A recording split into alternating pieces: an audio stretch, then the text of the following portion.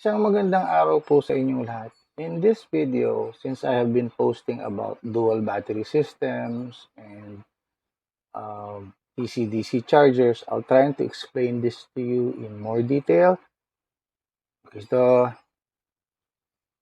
things that I'll try to answer is what is a dual battery system, what is a DCDC charger, and most importantly, do I need it?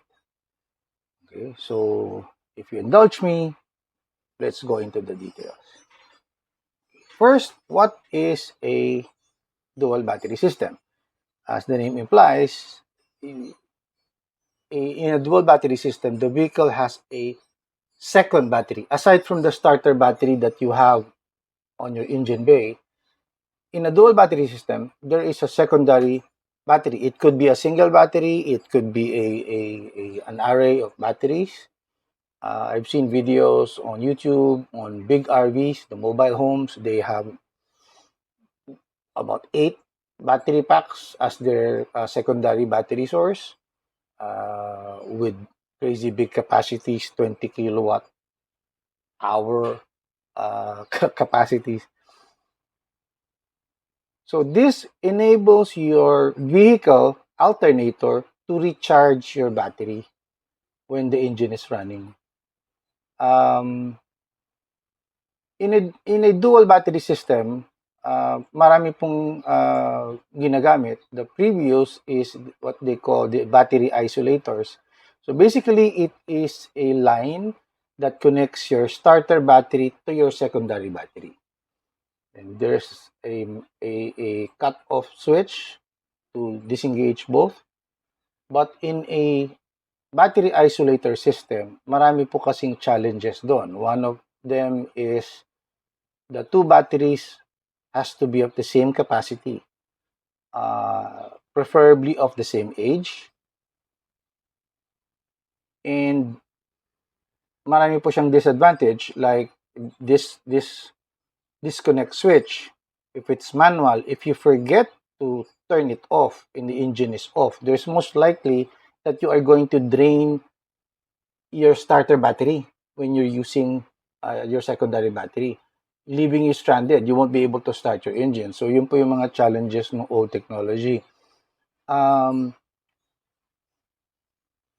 newer way to do it is through DCDC chargers. DCDC chargers,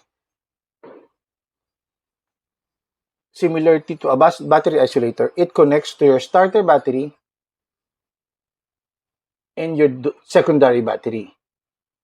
In a DCDC system, na-overcome na po yung kailangan of same capacity. In fact, you can use a lead-acid battery as your starter battery, the regular starter battery, and as a secondary battery, you can use a lead-acid battery or an absorbent glass mat or the AGM battery or a lithium-based battery, and of different capacity, because the DC-DC charger can be set to what battery chemistry will you be using for the secondary battery. So hindi na po kinakailangan pareho sila.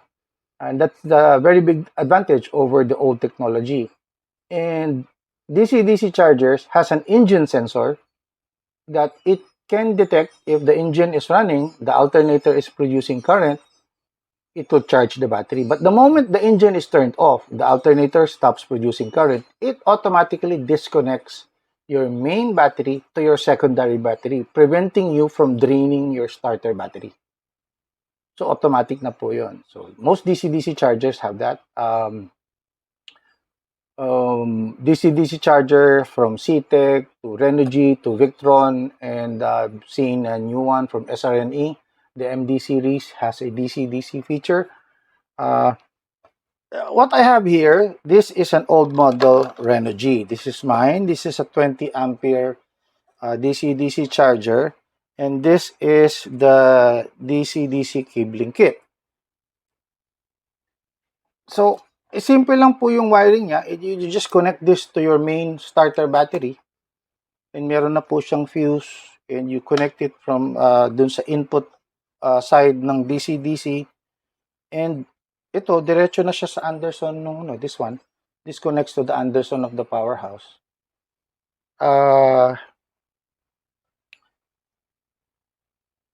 It's fairly simple. Hindi naman po siya gano'n ka-complicated. Well, of course, if you want to add some monitoring systems, actually those makes more complicated. But if you're using an OCPH Powerhouse, you have the Bluetooth app anyway, so you really don't need that. The size of the DC-DC charger. So this is a 20 ampere DC-DC charger. So in DC-DC chargers, you have from 20 amperes to as high as 100 amperes. But I only recommend 20 to 40 amperes. Why? Because most car manufacturers only gives about 10 to 15% allowance additional to all the load of the vehicle. That includes the air conditioner, the lights, stereo, and everything. Doon nila binabase yung size ng alternator. So a standard vehicle will have about 70 amperes.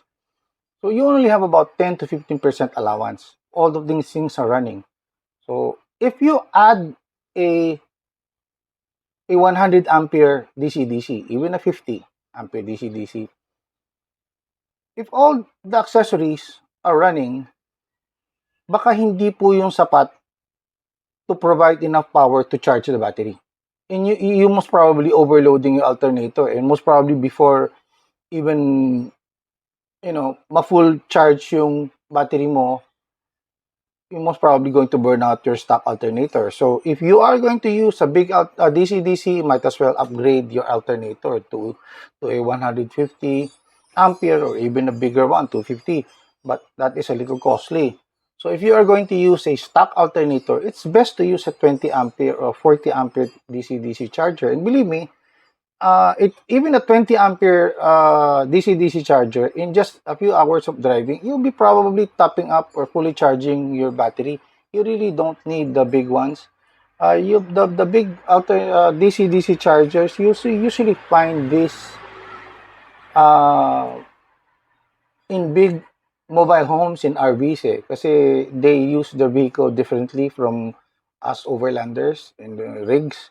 Kasi usually when they're running, the aircon, the appliance, even someone is cooking. So, iba yung gamit nila. So, for us overlanders, usually it's just the refrigerator that we keep on running. Even without a DC-DC, a big capacity power bank like the Powerhouse can keep it running for hours.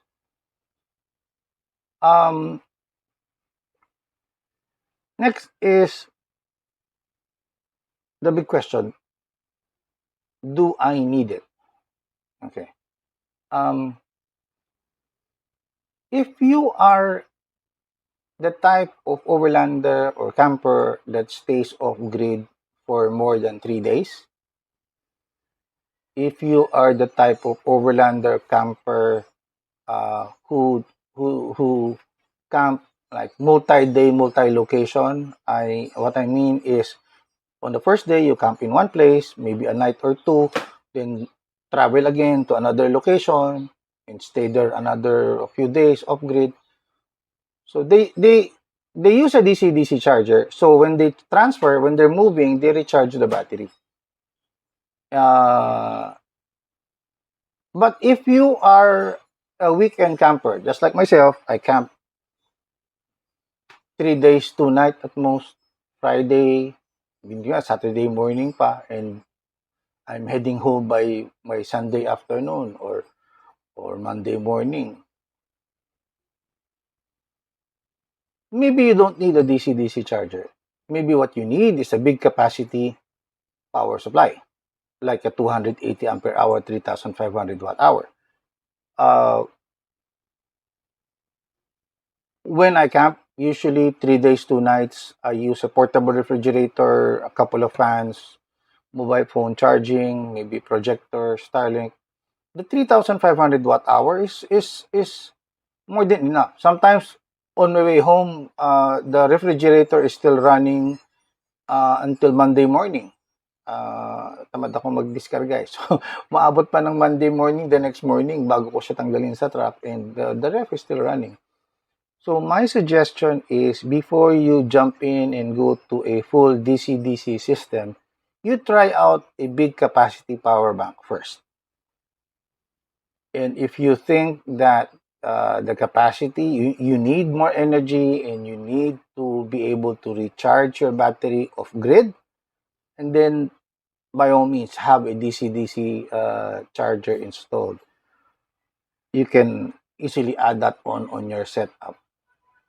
With the powerhouse in a DC-DC system, like I said, the DC-DC connects to any of the Anderson connectors of the powerhouse, and you can just easily remove the powerhouse by removing the Anderson and bring the powerhouse to inside your house or inside your off-grid cabin and just put it back kapag pauwi ka na. That's the beauty of having the Anderson connector. So, madali po siyang alisin unlike a bolted system. Yun, I hope this was informative, and if you have additional information you want to share, if you have questions, feel free to post it in the comment section or message us. We'll be glad to help you out.